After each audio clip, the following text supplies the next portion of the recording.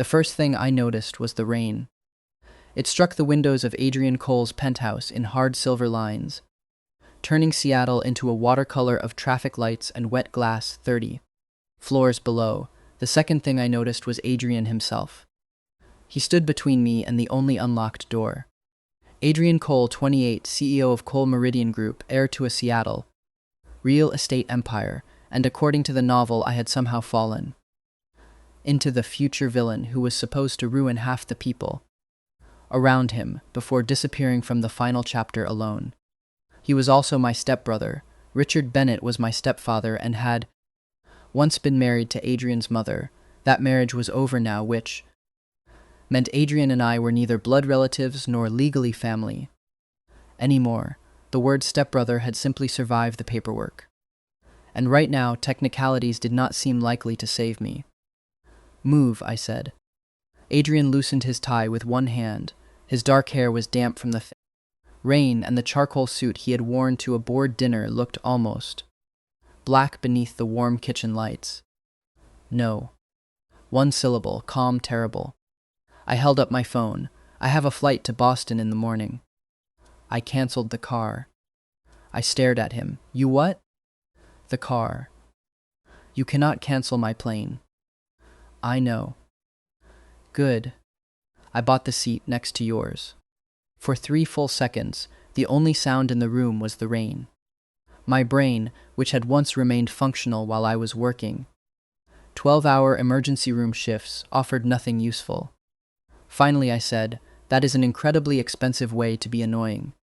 Something moved in his eyes. Not anger. That would have been easier. "Why Boston?" "For work." "You don't have a job in Boston." "I might." "You hate cold weather." "Seattle is not exactly Miami." "You hate moving." "That is not relevant." "You hate packing so much you once wore the same sweatshirt for 4 days because your clean clothes were still in a suitcase." That was efficient. His mouth almost curved. Almost. Then his gaze dropped to the carry-on beside my leg, and whatever fragile humor had appeared vanished. "Why are you leaving me, Noah?" There it was. Not why are you leaving Seattle. Not why are you leaving the company. Me. My fingers tightened around the handle of my suitcase. 7 months ago, I had woken in this world believing Adrian Cole would eventually destroy me. So I had helped him recover because I wanted to survive.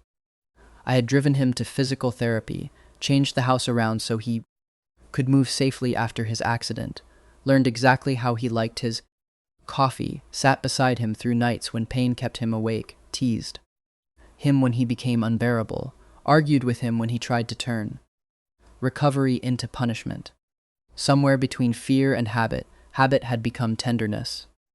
Somewhere between tenderness and denial, Adrian had begun looking at me, as if I were the only light left on in a dark house. And I had been stupid enough to pretend I did not understand. He came closer.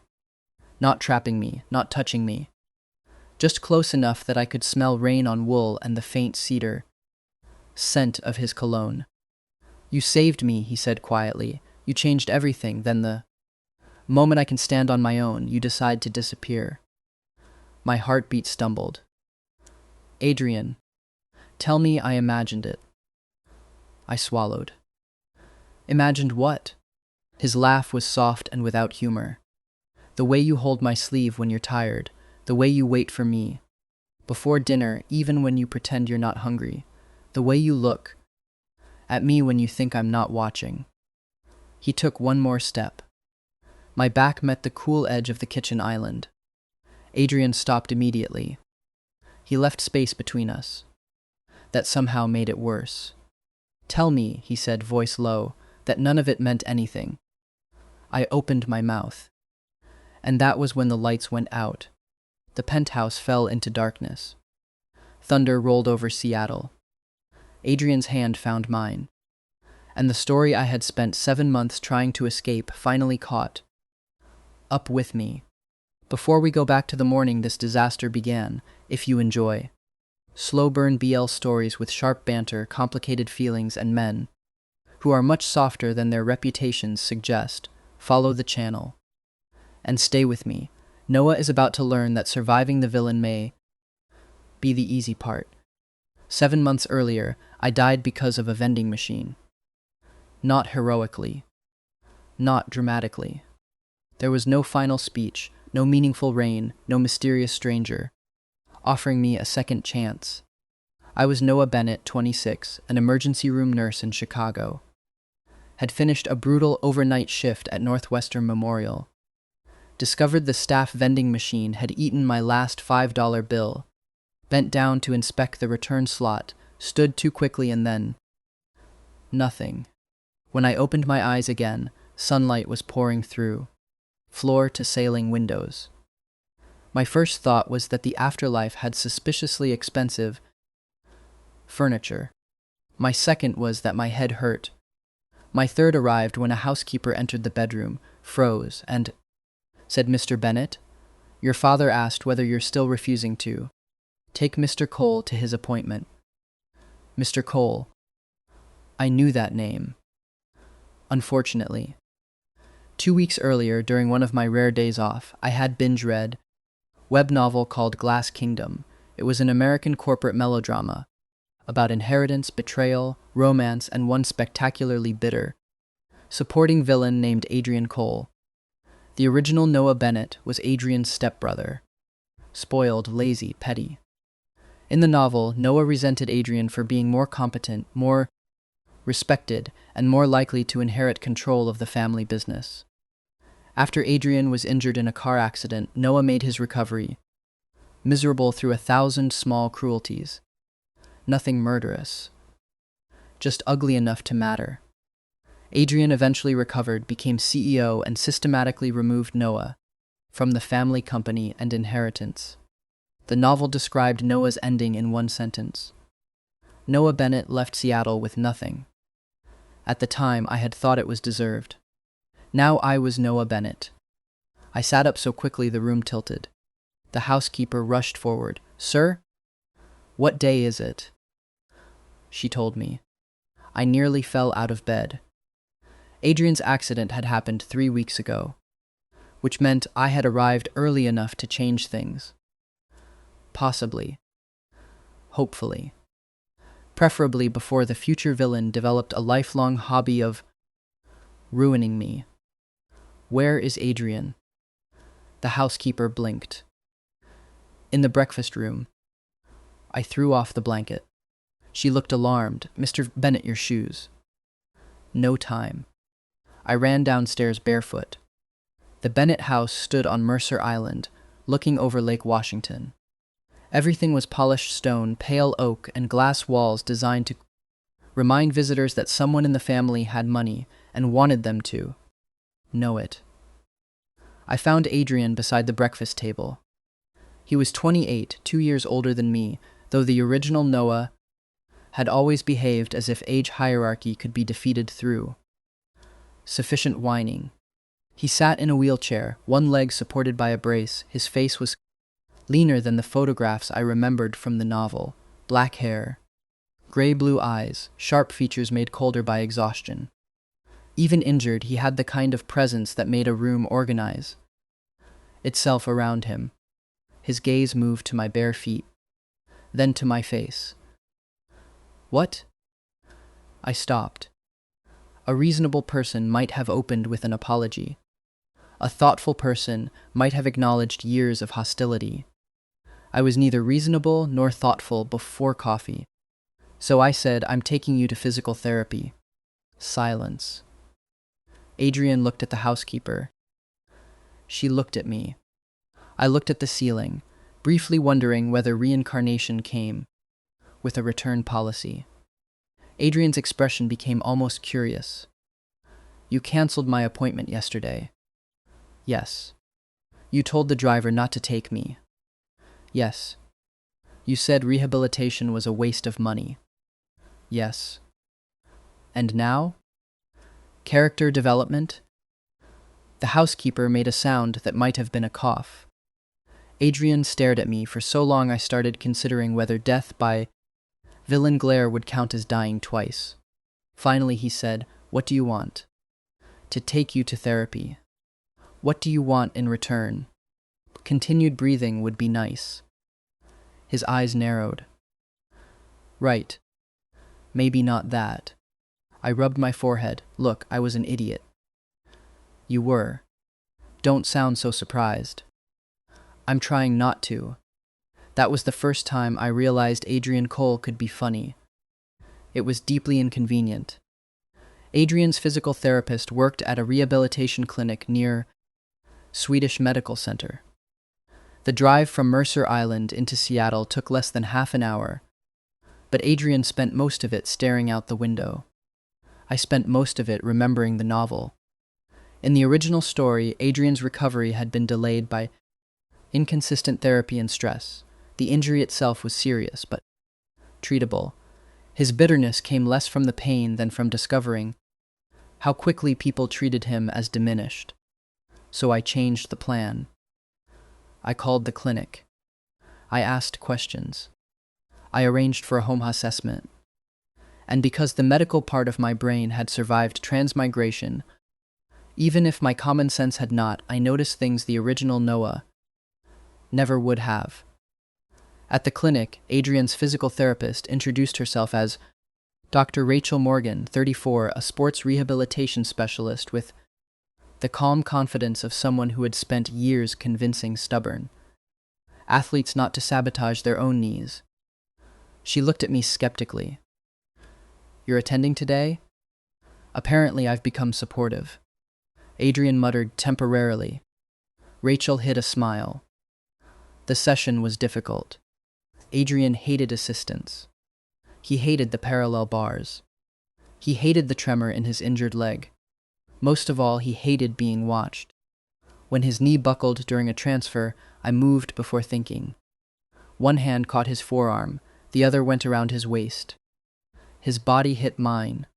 For one suspended second, everything stopped. He was warm. That was the stupid detail I noticed. Warm through the thin cotton of his shirt, breath sharp against my cheek, fingers gripping my shoulder. His face was inches from mine. His eyes widened. Mine probably did too. Then I said, "If you wanted a hug, there were easier ways to ask." Rachel turned away. Her shoulders shook. Adrian's ears went red. "Let go." "Are you steady?" Noah. Very threatening, still not an answer. "I'm steady." I released him slowly. He held the bar again, but his ears stayed red for the rest of the session. On the ride home, I stared out my window and tried not to smile.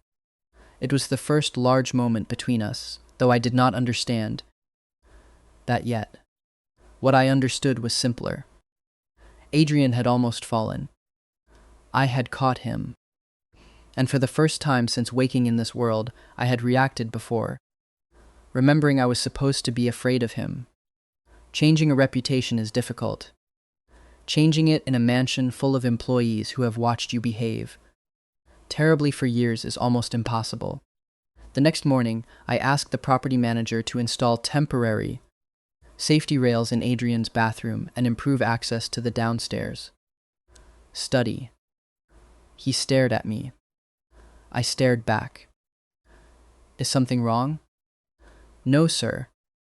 "You're looking at me like I've joined a monastery." "No, sir." "Would you be less concerned if I insulted someone?" His mouth twitched. Progress. Adrian was less amused. "You don't need to redesign the house." "I'm not redesigning it, I'm making it usable." "I can manage."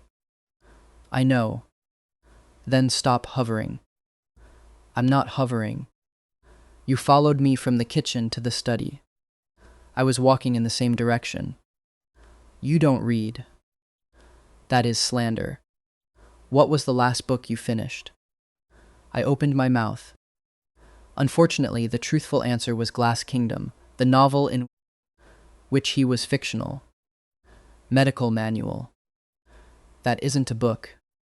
It had pages. He looked away, but I saw it. A smile. Tiny. Gone immediately. Still, I carried it around for the rest of the day like a coin in my pocket. In the novel, Adrian drank warm milk at night because pain medication sometimes upset his stomach. I remembered this detail because the original Noah had mocked him for it. So that evening I warmed milk, added a little honey, and knocked on his door. Adrian opened it. His gaze fell to the mug. "What is that?" "Poison." His eyes lifted. I sighed. "Warm milk." "Why?" "Because apparently I'm 80 years old now." "For me?" "No, I carried dairy through the house recreationally." He studied the mug. "Then me." "You expect me to drink something you made?" There was no anger in the question. That hurt more. I took a sip. "There, if it's poisoned, we can dramatically collapse together. You're lactose intolerant." I froze. "How do you know that?" "You complain every time you eat ice cream." Of course, original Noah had lactose intolerance. Of course. My stomach made a quiet, ominous sound. Adrian stared. I stared back. Then he laughed. Not a polite exhale. A real laugh. Low and surprised, as if it had escaped without permission. I forgot the stomach ache. For a moment, he looked younger. Lighter. Beautiful, unfortunately. I pointed at him. "Enjoy this, it cost me gastrointestinal stability." He accepted the mug. Our fingers brushed. A small thing. Barely anything. Still, his laughter faded. His thumb remained against mine for half a second too long. Then he took the mug. "Good night, Noah." That night, lying in bed, I told myself my heartbeat was strange because of lactose. This explanation was medically embarrassing but emotionally convenient. 2 weeks later, Adrian walked 6 steps without assistance. Rachel stood beside him. I stood at the far end of the therapy room with my arms open. "This is humiliating," he said. "Probably." "You look ridiculous." "I'm motivational." "You look like you're waiting for a toddler." "Come to daddy." Rachel choked. Adrian nearly lost his balance because he was glaring at me. But he walked. 1 step. Then another. His jaw tightened. A third. A fourth. By the 5th, the entire room had narrowed to the space between us. On the 6th, his legs shook. I moved forward. He reached me before I reached him. His hands caught my shoulders. Mine steadied his waist. Neither of us spoke. His breathing was uneven, not from pain alone. His forehead rested briefly against my shoulder. I could feel his pulse where his wrist touched my neck.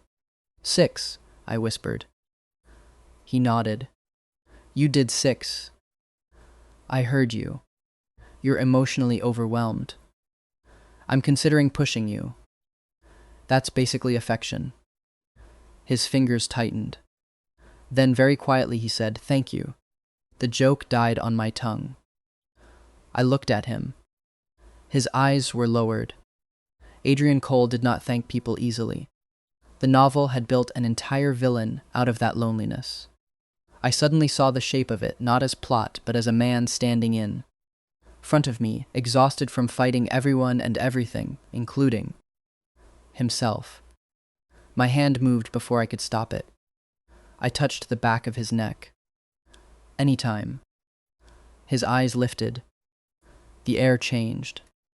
Warm sunlight crossed the rehabilitation room, catching dust in the air. Somewhere down the hall, a machine beeped. Someone laughed.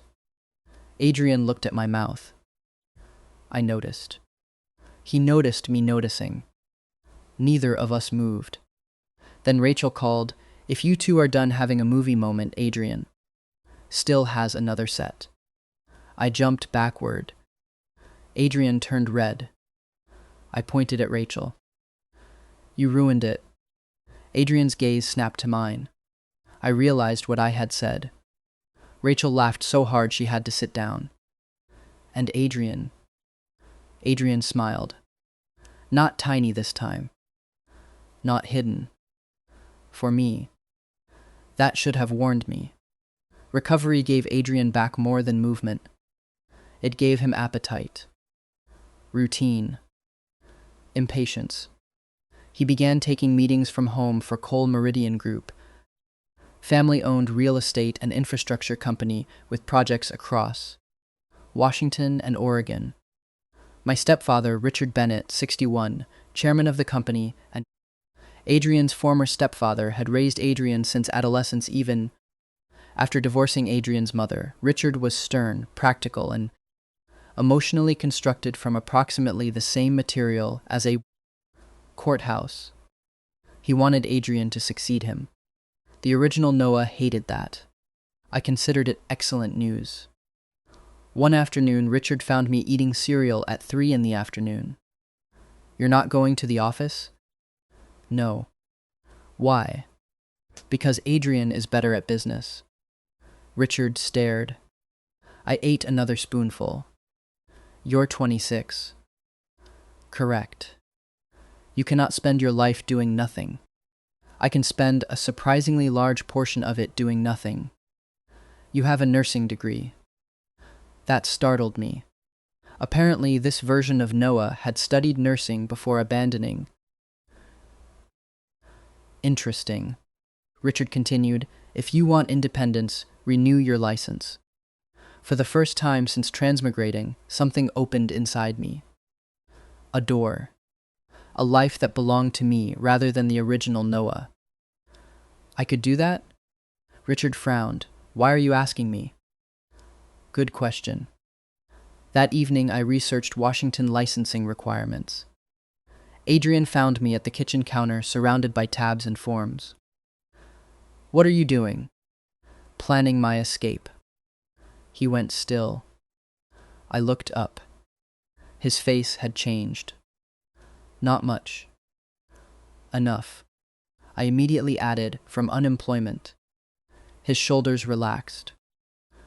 Interesting. Very interesting. I ignored the thought. I used to be a nurse, I said. You quit. Maybe I shouldn't have.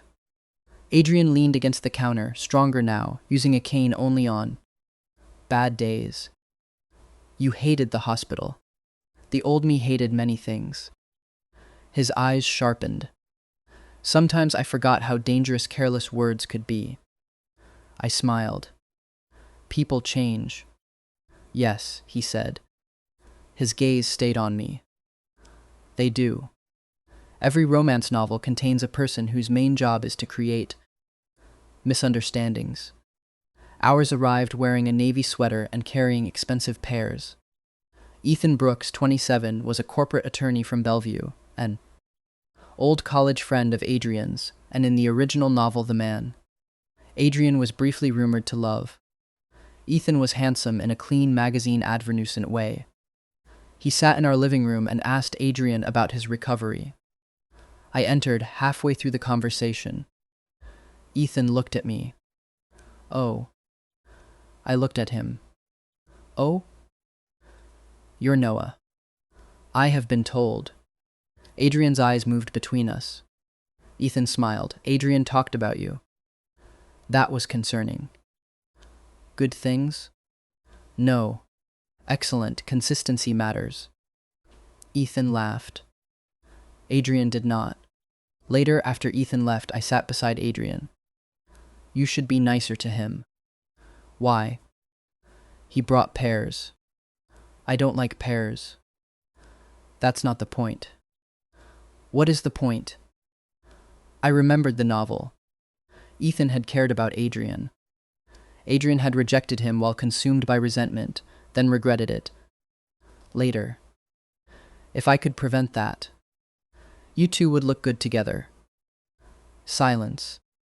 Adrian turned his head slowly. What? You're both attractive, similar tax brackets, probably compatible. Calendars. His expression became frighteningly blank. I continued because I have a survival instinct, but occasionally misplace. Ethan clearly likes you. And maybe you should give him a chance. Adrian stood. He could do that easily now. Somehow the fact that he no longer needed the cane made the room feel smaller. Is that what you want? What? For me to date Ethan. Well, yes or no? I smiled uncertainly. Yes? Fine. He walked away. The next morning he left for the office without me. He did not text at lunch. At dinner, he answered my questions in words containing no more than 2 syllables. By bedtime, I had learned an important lesson. Adrian Cole could sulk professionally. After 3 days, I complained to Margaret Ellis, 58, the family's longtime house manager and the closest thing the Bennett household had to a benevolent intelligence agency. I don't understand him. Margaret poured coffee. You suggested he date another man. Yes. And now you're surprised he's upset. Yes.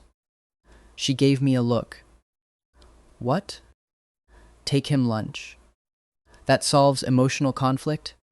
With Mr. Cole, food helps.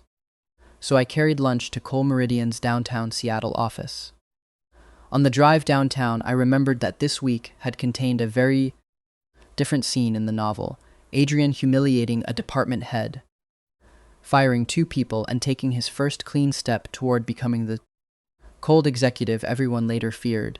I had spent months waiting for those fixed plot points to snap back into place. Instead, the only crisis Marcus mentioned was that Adrian had skipped breakfast. Apparently, I had altered the villain arc with soup and relentless harassment. It was not a strategy I would recommend to literary scholars.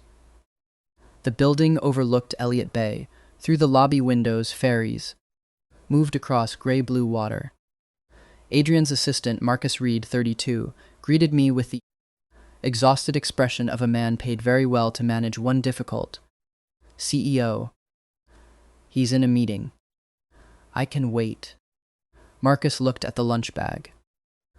Is that for him? Yes. His face softened. You may have just saved the finance team. Why? He skipped breakfast. Of course he had. When Adrian finally entered his office, he stopped at the sight of me. I raised the bag. Peace offering. For what? Whatever mysterious crime I committed. You don't know? No. Then why apologize? Because I enjoy indoor heating and would like to continue living at the house. His mouth twitched. I unpacked soup, sandwiches, and apple slices. He sat. You came all the way downtown. Margaret made me. Liar. Fine. I was worried. His hand stopped beside the spoon. The room became quiet. I looked away first. You weren't eating. You noticed? Unfortunately. He watched me for a long moment. Then he said, "Sit." I ate. Sit anyway. So I did. We shared lunch overlooking Seattle. Halfway through, he reached across the desk and brushed something from my hair. I froze. His fingers lingered near my temple. You have flour in your hair. Margaret made bread. You didn't. I supervised. You stole a piece. I performed quality control. His thumb brushed my skin. Neither of us laughed. Then his phone rang. We both moved apart too quickly. On the ride home, I pressed my forehead to the car window. This was becoming a problem. A warm, gray-eyed, increasingly handsome problem. Adrian returned from a business trip to San Francisco with a gift. It was a watch. Simple, beautiful, ridiculously expensive. I stared at the box. No. You don't like it? I like it enough to know I shouldn't own it. Why? Because I lose things. You won't lose this. That confidence is touching and incorrect. He leaned against the kitchen counter. Take it. Adrian. Take it, Noah. I sighed and put it on. The leather strap fit perfectly. How did you know my size? I pay attention. My pulse did something unnecessary. Then he placed a black credit card beside the box. I stared. No. For emergencies. What emergency requires a card with no practical spending limit? You. That is insulting. It is accurate. I pushed it back. He pushed it toward me. I pushed again. He caught my wrist. We both stopped. His hand was warm around mine. You said you wanted freedom, he said. I do. Then have it. Using your money is not freedom. Something flickered in his face. I softened. I appreciate it, really, but I want to earn my own life. He released my wrist. Then go back to nursing. I'm working on it. I know. Of course he knew. I can help. I know. And you still won't ask. No. His mouth curved.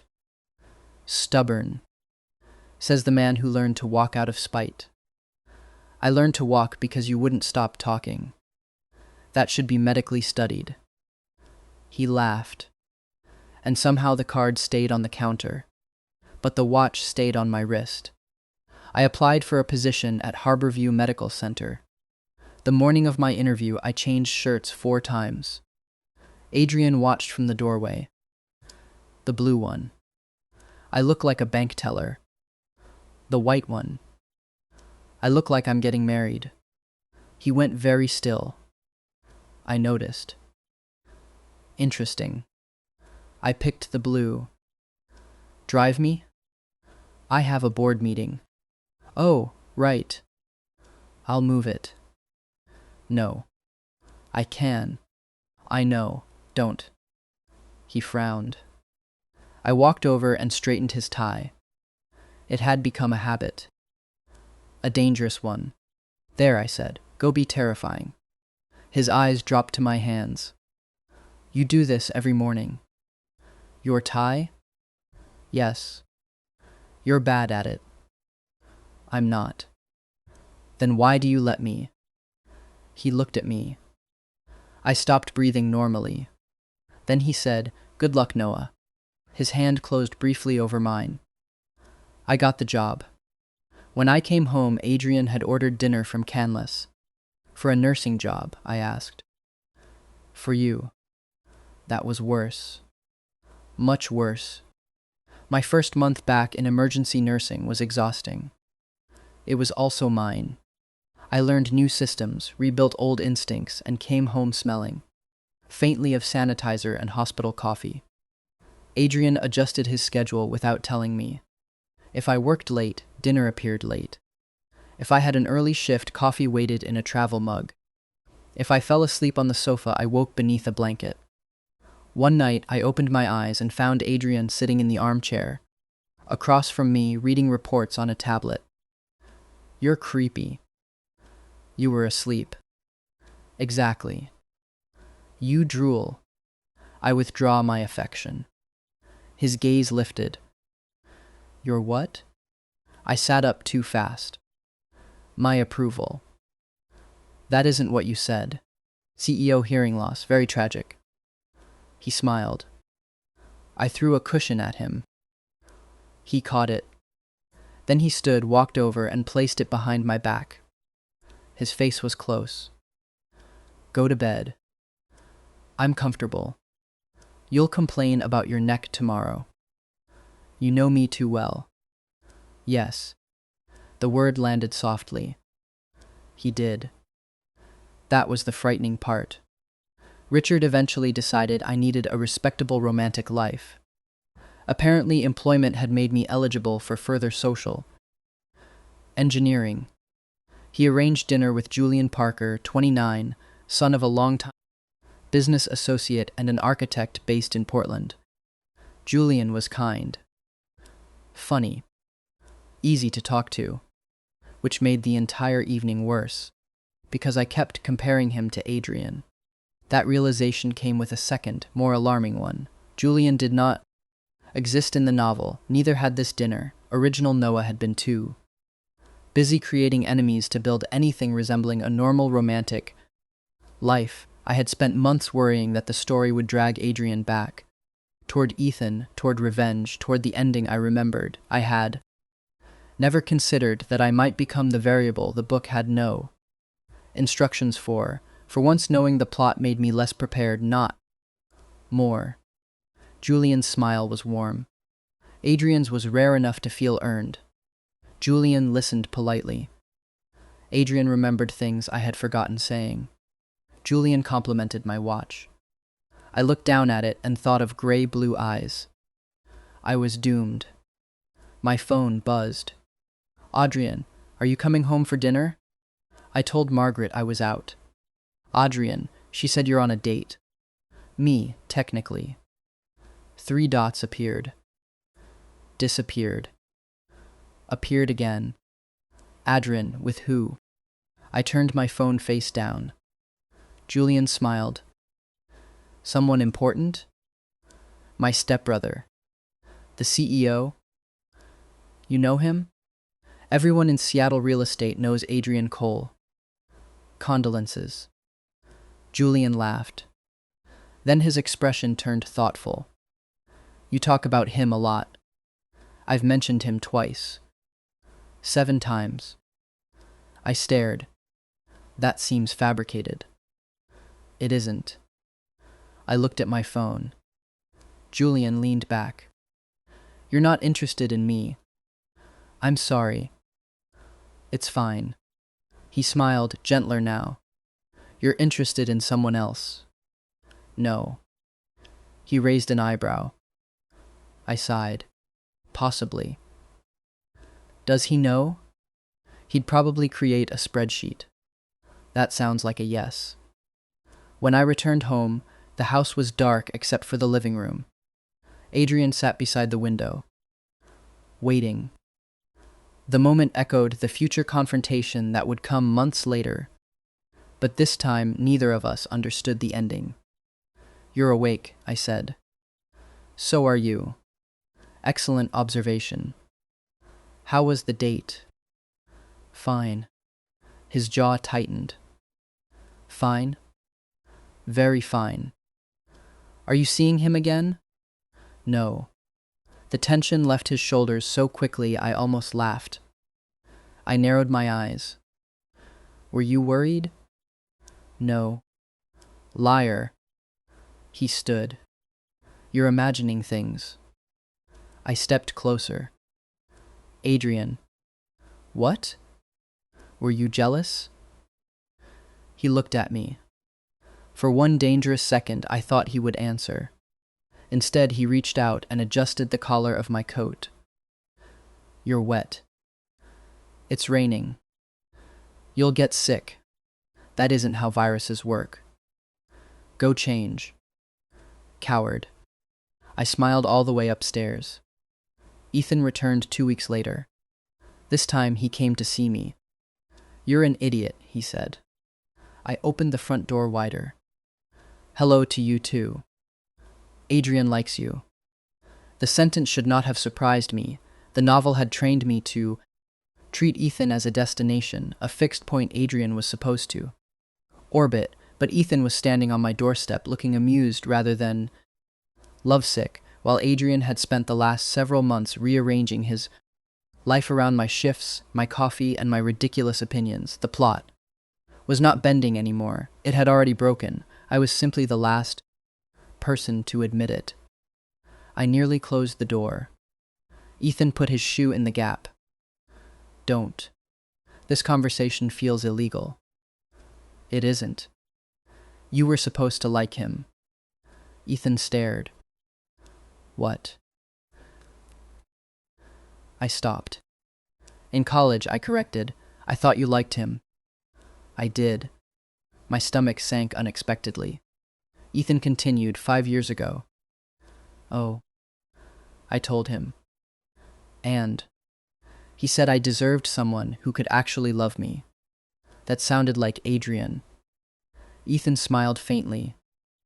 We stayed friends. So why tell me? Because he looks at you the way I once wished he'd look at me. I had no joke. Ethan's expression softened. Whatever changed between you two, don't punish him for believing it. After he left, I stood in the entryway for a long time. The problem was no longer whether Adrian liked me. The problem was that I liked him too. By winter, the original plot had collapsed completely. Adrian did not become the villain. He became CEO earlier than expected after Richard stepped down for health reasons. He did not destroy rivals. He outmaneuvered them in conference rooms and occasionally sent them thank you baskets afterward, which I considered psychologically devastating enough. When a former executive named Charles Whitmore tried to embarrass Adrian at a charity gala by implying his injury had made him unfit to lead, Adrian smiled. Then he presented quarterly numbers showing record growth. The room applauded. Charles looked as if he had swallowed a lemon whole.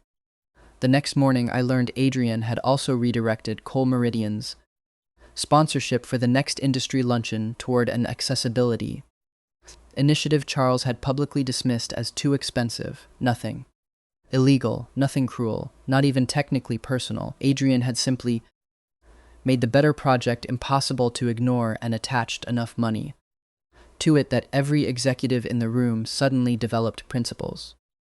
You weaponized philanthropy, I told him. I funded a useful program, while making Charles look obsolete. That was a side effect. You're smiling. I am not. There he was, the villain the novel had promised me, except this version apparently destroyed his enemies with building codes, grants, and immaculate quarterly reports. I leaned toward Adrian. Your revenge style has improved. What style? Public humiliation through PowerPoint. I learned restraint. From me? No. Rude. His hand settled at the small of my back as we moved through the crowd. Casual. Natural. Possessive enough that I noticed. Comforting enough that I did not move away. Seattle received a rare heavy snowfall in January. My shift ended after midnight. Adrian came to pick me up himself. You have drivers, I said, climbing into the SUV. I was nearby. You live across Lake Washington. I was nearby emotionally. I stared at him. That was terrible. I'm learning from you. The roads were slow. Snow softened the city, gathering along sidewalks and turning streetlights into blurred halos. Halfway home, traffic stopped. Adrian turned on the heater. I leaned back. Tired. Sleep. You'll get lonely. I'll survive. Questionable. I closed my eyes. When I woke, my head was on his shoulder. The car was parked outside the house. He had not moved. How long? 10 minutes. You could have woken me. I could have. His face was close. Snowlight made his eyes pale. I did not move. Neither did he. His gaze dropped to my mouth. This time, no therapist interrupted. No phone rang. No convenient disaster saved us. I whispered, Adrian. He leaned closer. Then stopped. Can I? 2 words. A question. A choice. My heart beat painfully hard. I wanted to say yes. Instead, fear rose, not fear of him, but of the story. Of what happened if I became too important. Of what happened if I stayed. I pulled back. I'm tired. The hurt in his eyes lasted only a second. Of course. He opened the door. I hated myself all the way inside. After that, Adrian became careful. Too careful. No touching. No waiting outside my room. No hand at my back. He was polite. Polite Adrian was unbearable. I lasted 9 days. On the 10th, I cornered him in the kitchen. Are you mad? No. You're lying. No. You stopped stealing my coffee. I can make my own. You stopped texting me. You work. You stopped. I stopped. Touching me. Waiting for me. Looking at me like that. Adrian's expression softened. You said no. I said I was tired. You moved away. That doesn't mean I wanted you to disappear. His eyes held mine. Then what do you want? I had no answer. That was the problem. He nodded once. When you know, tell me. Then he left. For a villain, he was disturbingly emotionally responsible. It ruined all my excuses. In February, Harborview offered me a 6-month emergency care training, fellowship connected to a program in Boston. It was a good opportunity, a clean opportunity, a safe opportunity. I accepted before thinking too hard. The decision itself was rational. 6 months in Boston would sharpen skills I had fought hard to reclaim, and I had promised myself that this second life would belong to me, not to Richard's money, not to Cole. Meridian, not even to Adrian. The irrational part was that I opened Adrian's contact 3 times that night, typed "we need to talk," and deleted it every time. I could manage a crashing patient with steadier hands than I could manage one honest conversation with the man I loved.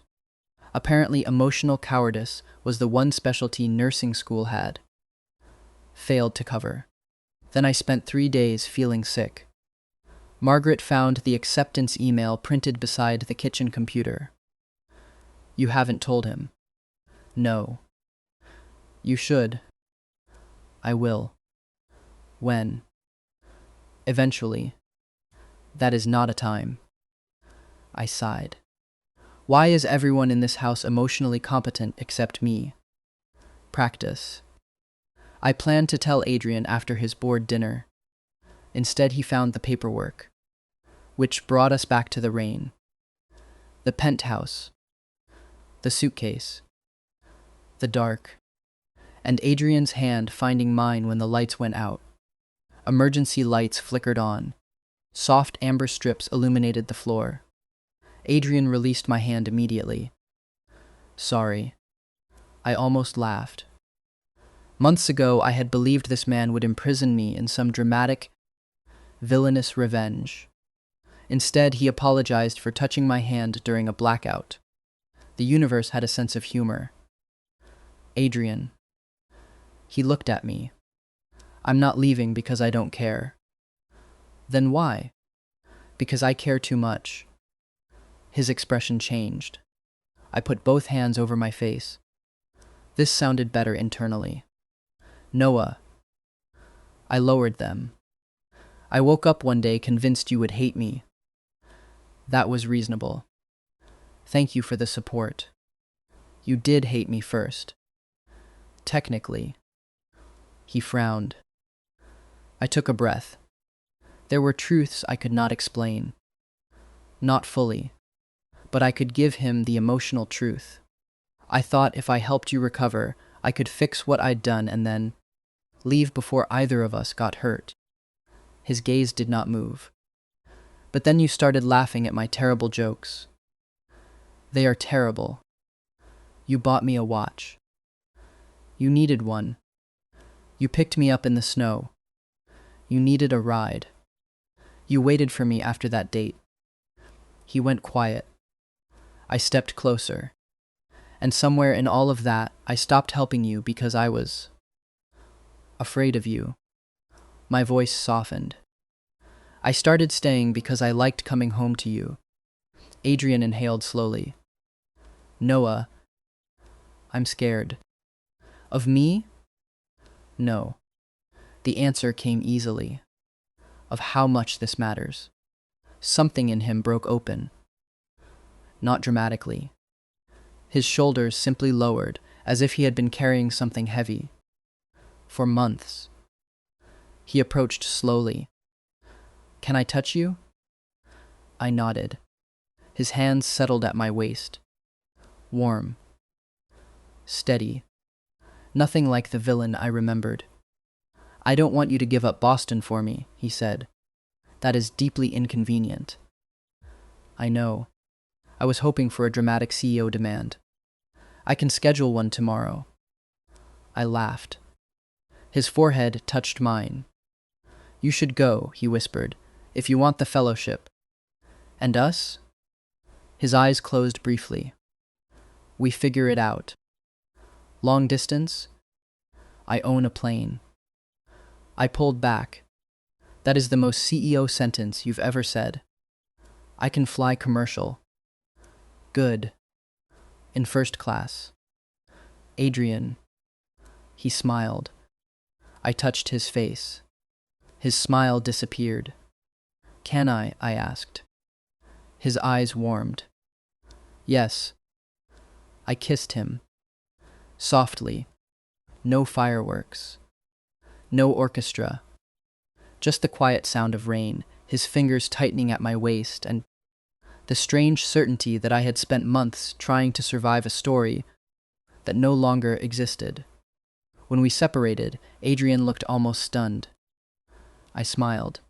CEO.exe has stopped working. He kissed me again. Dating Adrian was surprisingly similar to not dating Adrian, except now. He kissed my forehead before work, and no longer pretended jealousy was a scheduling concern. Boston happened. I went. Adrian visited twice a month. Sometimes more. He discovered that my tiny rented apartment had a kitchen roughly the size of his closet. This is unacceptable. It has character. The refrigerator makes noise. It sings. It's dying. Don't insult Gerald. You named it? We've bonded. He bought me a new refrigerator. I threatened to return it. The store refused because Adrian had somehow arranged installation under my name. I called him a capitalist menace. He kissed me against the kitchen counter until I forgot the argument. 6 months passed. Distance did not weaken us. It made us deliberate. We learned to talk instead of guess. We learned that Adrian became quiet when worried. I became funny when afraid. He needed reassurance. I needed room. Neither was wrong. When the fellowship ended, Harborview offered me a senior emergency nursing role back in Seattle. I accepted.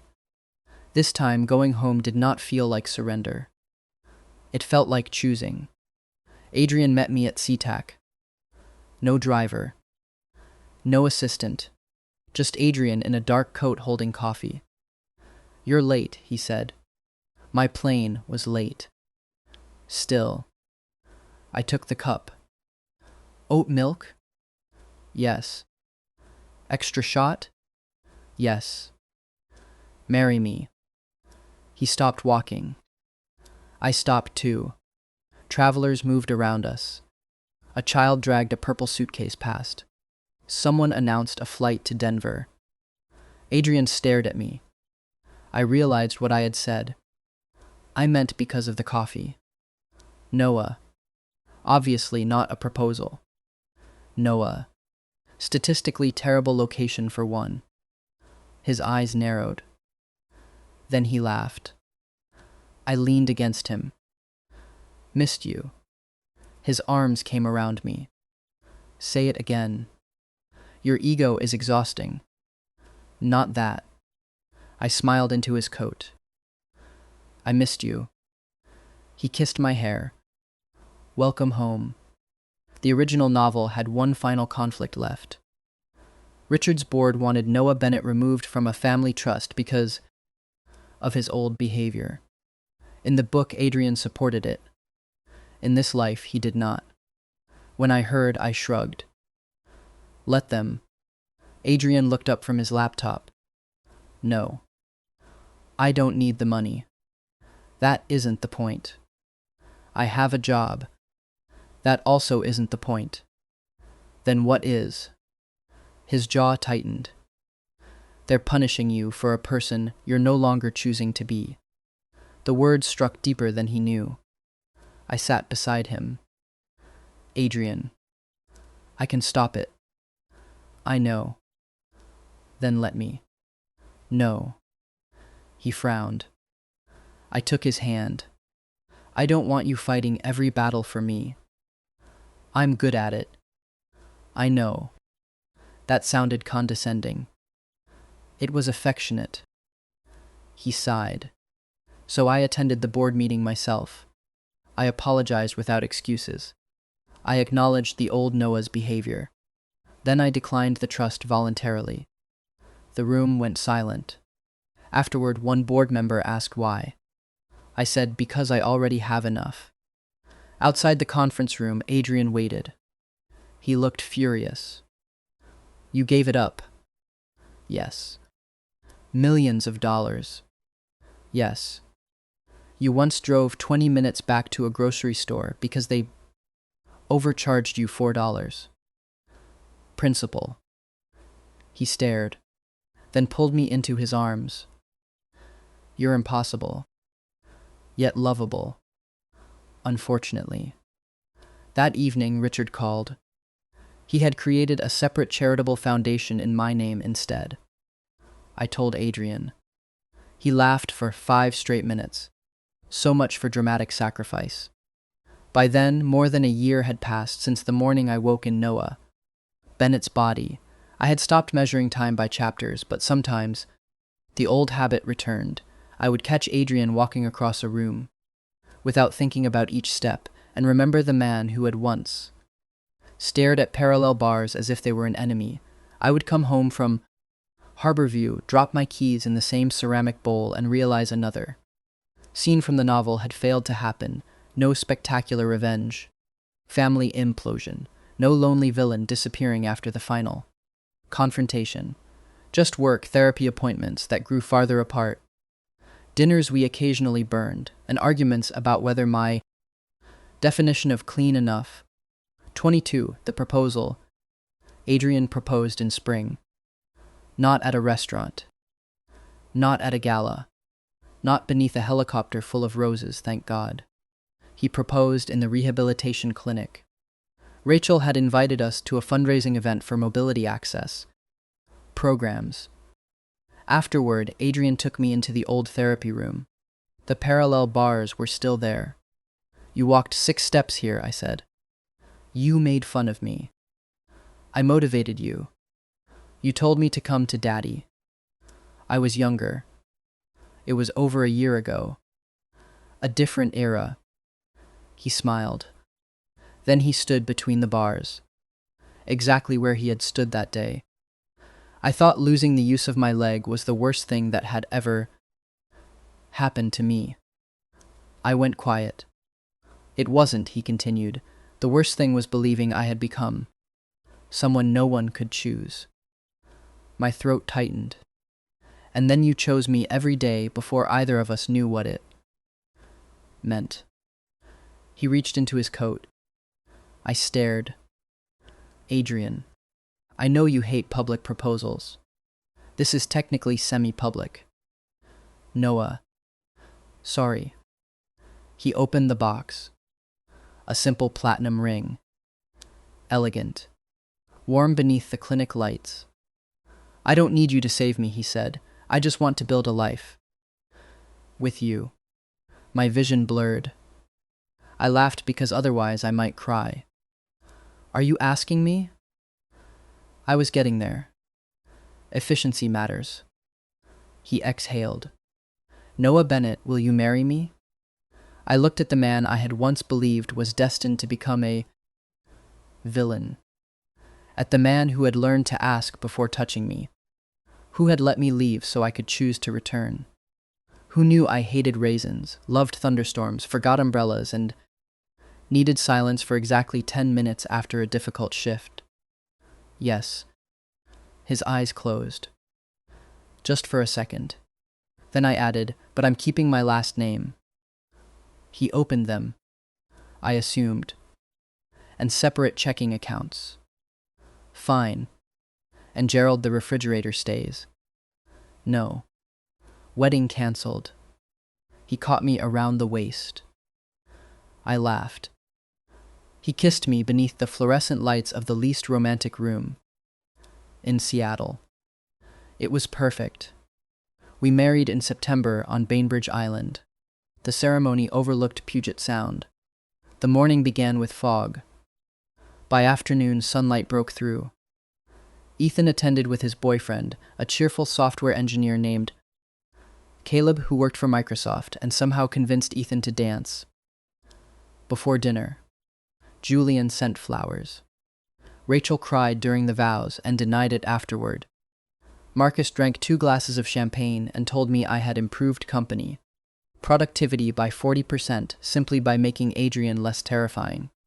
Richard pretended not to be emotional. Margaret did not pretend. When I reached Adrian, the wind moved through his dark hair. He looked at me as if the rest of the world had blurred. I had seen that look before. It used to frighten me. Now it felt like home. Our vows were simple. No saving. No ownership. No destiny. Choice. Again and again. When the officiant told us we could kiss, I leaned closer and whispered, "Try not to make it weird." Adrian murmured, "You're the one talking." Then he kissed me. Behind us, the water shone silver beneath the sun. And for once, I did not think about the novel. I did not think about the ending Noah Bennett was supposed to have. I thought about Adrian's hand in mine. About tomorrow. About coffee. About work. About arguments over refrigerators and forgotten umbrellas. About a life ordinary enough to be real. I had entered this world trying to survive the villain. Instead, I had fallen in love with the man the story had never bothered to understand. And Adrian? He had not needed me to save him. Maybe neither of us had. Maybe all we had needed was the chance to choose a different ending. We did. Together. End of main story.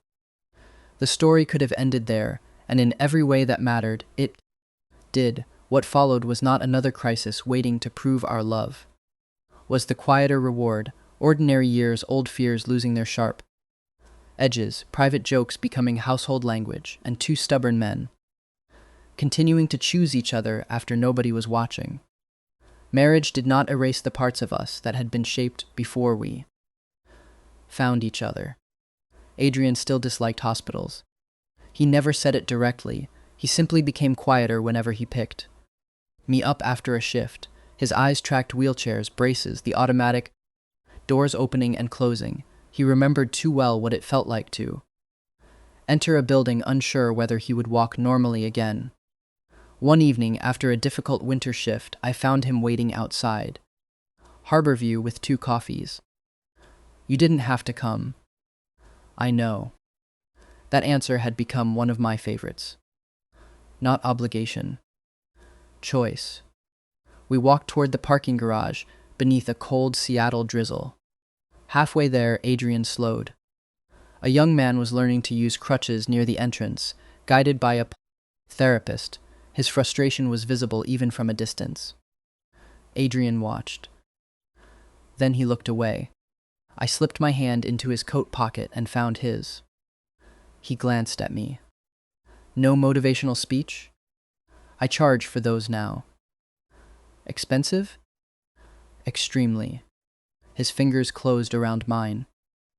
We kept walking. That was another thing I learned. Loving Adrian did not mean dragging every old wound into the light. Sometimes it meant recognizing one and standing beside him until it stopped aching quite so loudly. At home, he made pasta. I sat on the counter and stole mushrooms from the cutting board. "You're contaminating dinner." "I'm quality control." "You've used that excuse for years." "It remains legally valid." He pointed the wooden spoon at me. "Get down." No, Noah. Adrian. He stepped between my knees. Get down. Make me. His eyebrow rose. I immediately reconsidered my wording. Actually, that sounded more provocative than intended. Did it? Yes. Interesting. CEO, return to your sauce. He laughed against my forehead. It still startled me sometimes, how easily laughter lived in him now.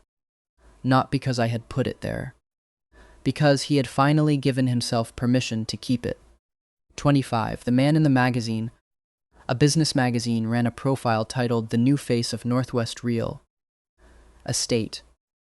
Adrian hated the title. I bought 6 copies. He found them arranged across our kitchen island. No. Yes. Noah. 1 for every bathroom. We have 4 bathrooms. 2 backups. He picked up the magazine. His photograph covered the front. Dark suit.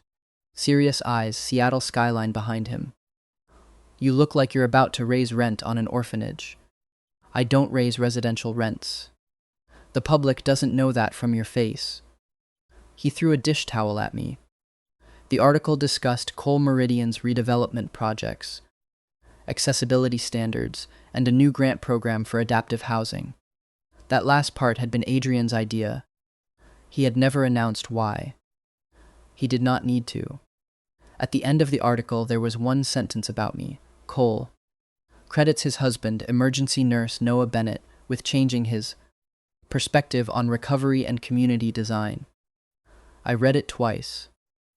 Then a third time. Adrian noticed. What? Nothing. You're doing the face. What face? The one where you pretend something doesn't matter because it matters. Too much. I hated when he became observant. I closed the magazine. You gave me credit. You deserve credit. I mostly insulted you through physical therapy. You were consistent. I also drank your milk. You did. Nearly poisoned myself with lactose. A heroic sacrifice. I smiled. Then I reached across the island and squeezed his hand. Thank you. His expression softened. Anytime. The word echoed. Years ago, in a therapy room, I had said the same thing. Maybe love was partly repetition. Not grand declarations every day. Small promises spoken so often they became architecture. Anytime. Come home. Drive safely. Eat something. Text me when you land. I'm here. 26. Richard's retirement. Richard retired badly. He lasted 11 days before calling Adrian with unsolicited advice about a development in Tacoma.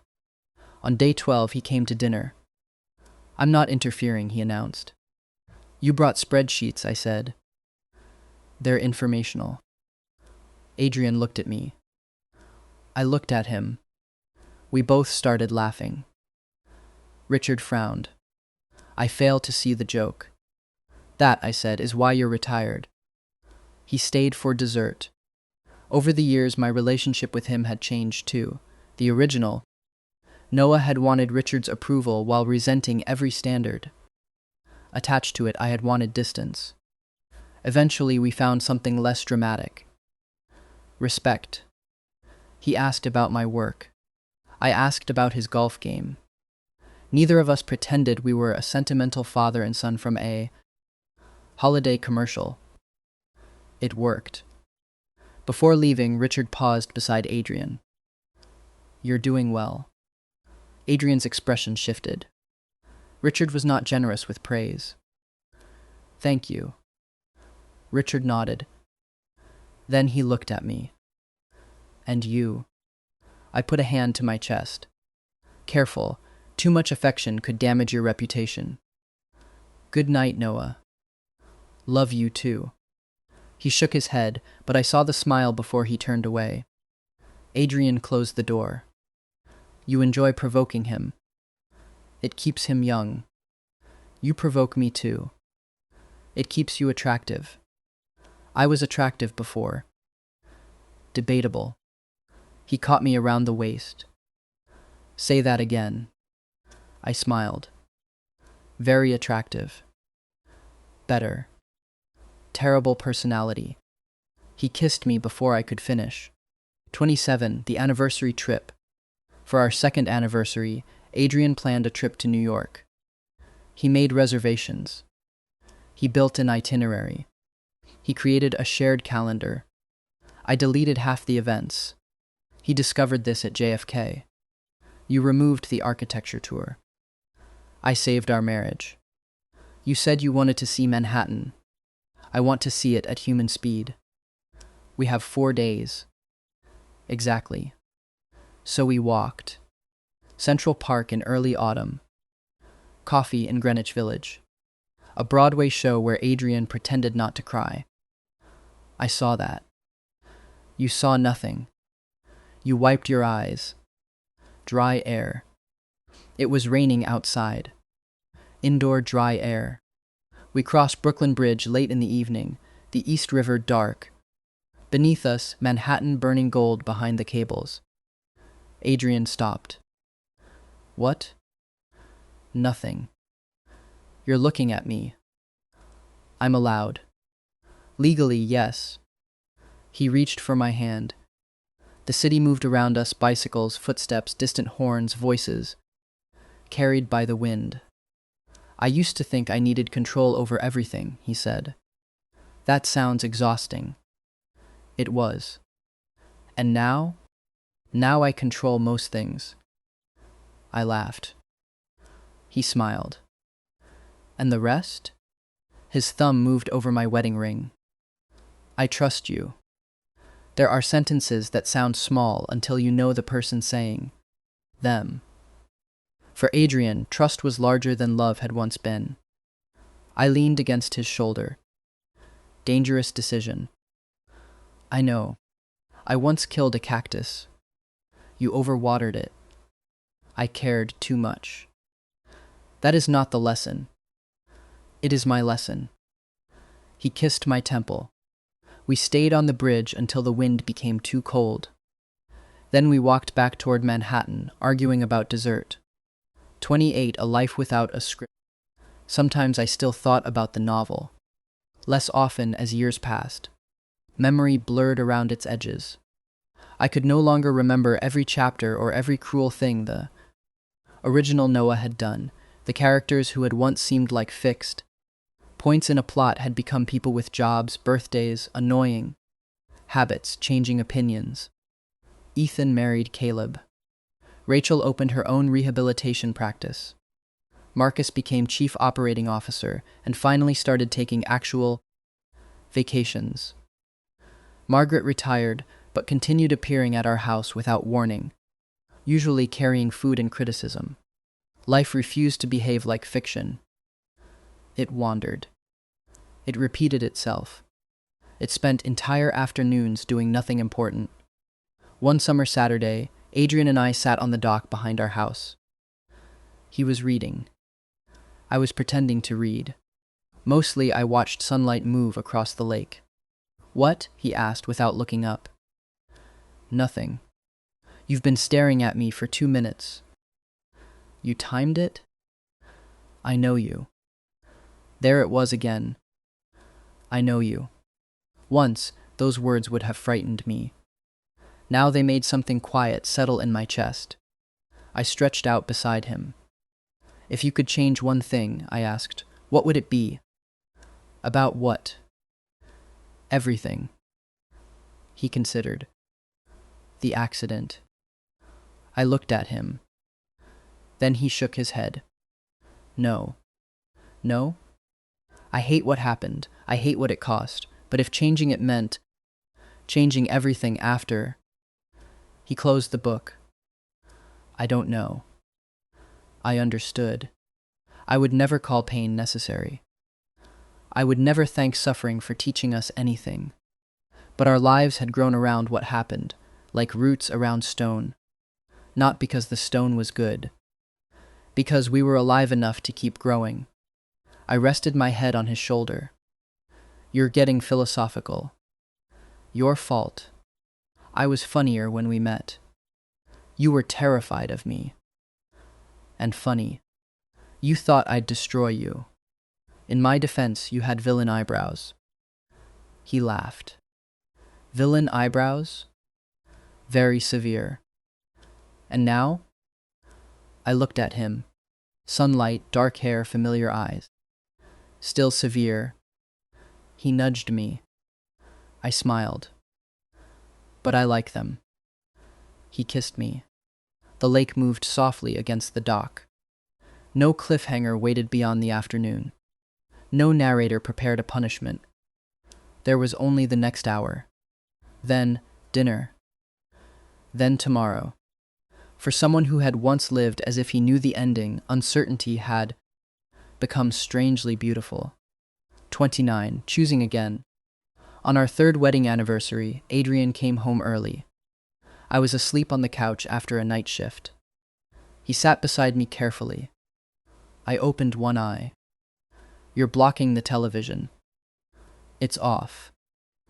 Then you're blocking the concept of television. You're impossible when tired. I'm charming. He brushed my hair back. Go upstairs. Carry me.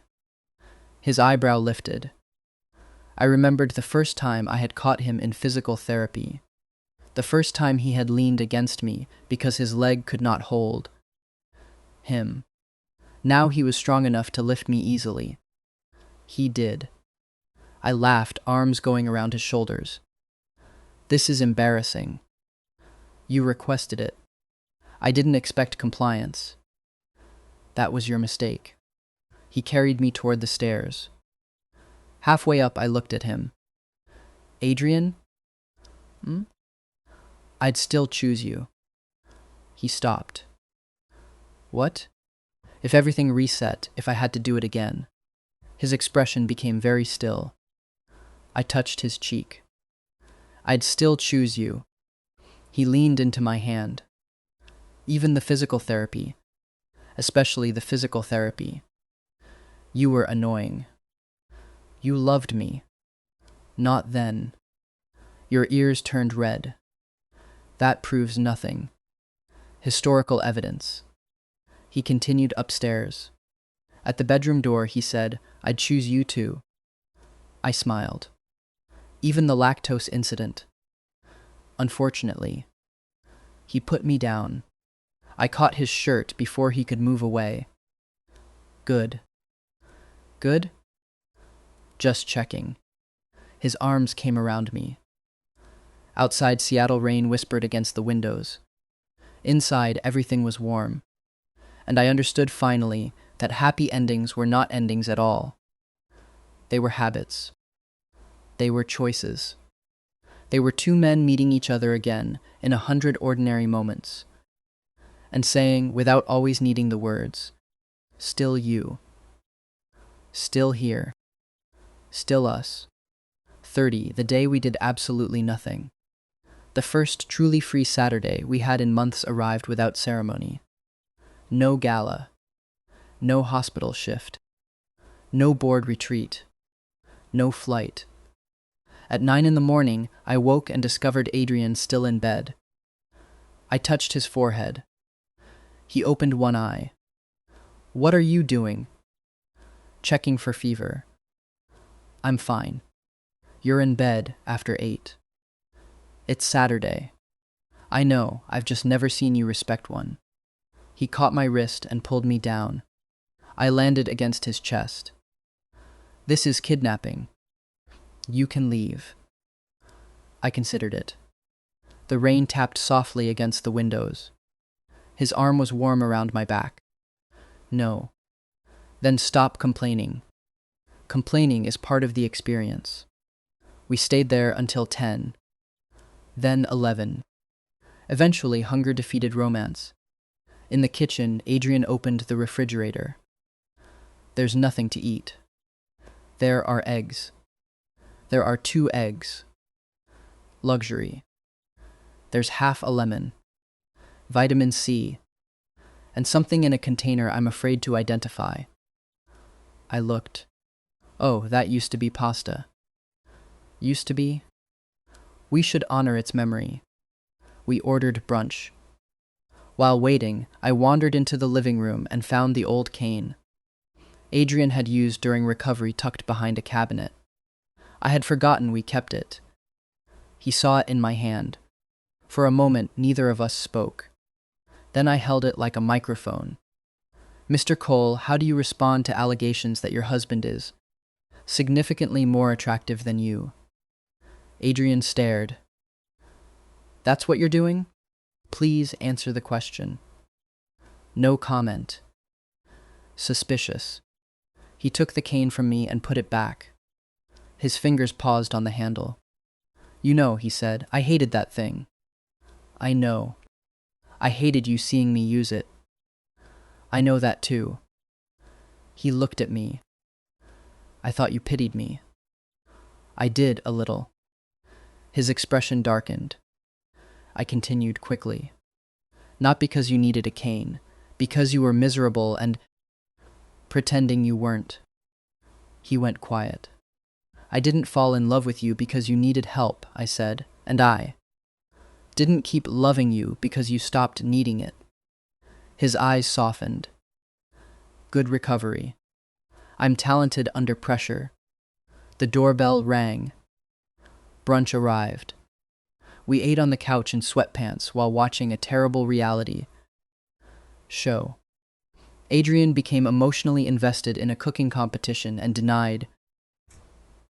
At 3, we walked to the dock. At 4, we came back because it started raining harder. At 5, I fell asleep with my feet in his lap. Nothing happened. It was one of the best days of my life. That surprised me more than transmigration ever had.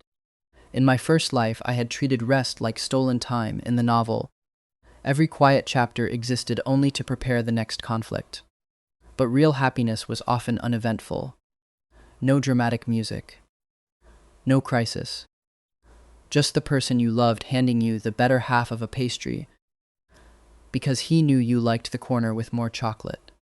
That evening, Adrian did exactly that. I looked at the pastry, then at him. You love me. I married you. Not proof.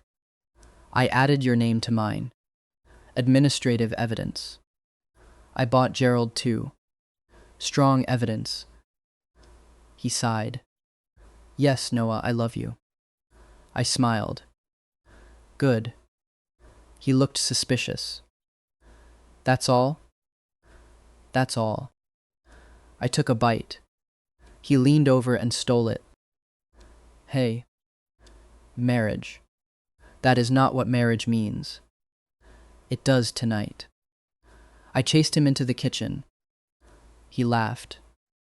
And if someone had told the frightened man who woke in a stranger's bedroom months earlier that this would become his future, I would never have believed them. Not because it was too extraordinary, because it was wonderfully ordinary. 31. The promise we never put in the vows.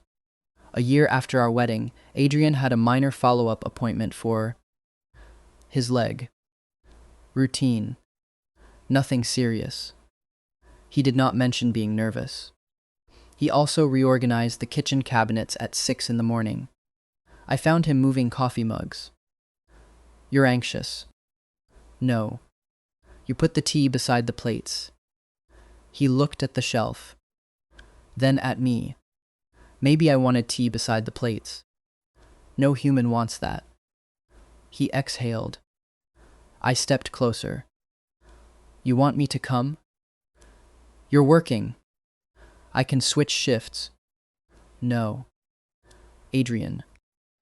He looked down. There it was. The old instinct.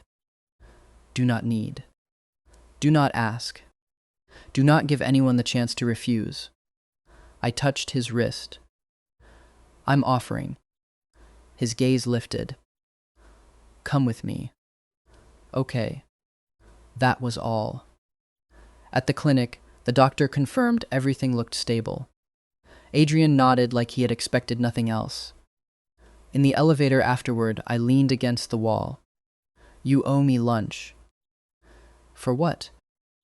Emotional support. You ate 2 granola bars in the waiting room. Stress. You weren't stressed. I absorbed yours. That isn't medicine. I'm a nurse. Don't challenge me. Outside, the air smelled like rain and car exhaust.